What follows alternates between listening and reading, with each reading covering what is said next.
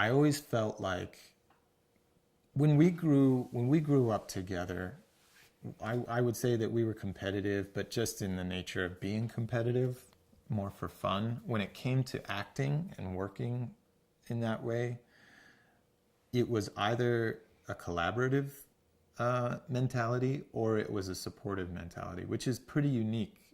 I've realized in the last few years among friends, especially best friends who grow up together, have the same interests, have like, like we're the same age at that point and like go out for a lot of the same parts.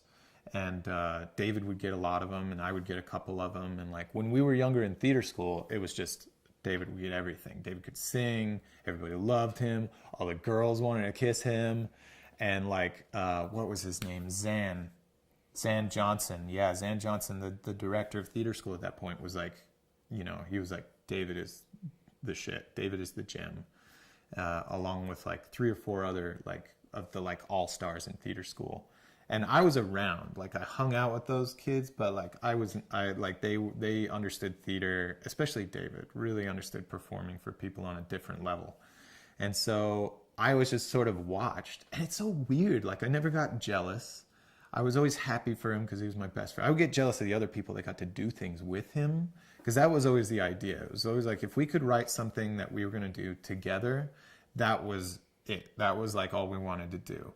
If he was like doing a play with Ned Stanley, I was like, fucking Ned Stanley, motherfucker. Like he gets to do all these awesome, hilarious scenes with David and they're both really funny and dang it. Like I'm just like, I'm dressed as an earthworm in the fucking James and the Giant Peach remake, and which really did happen.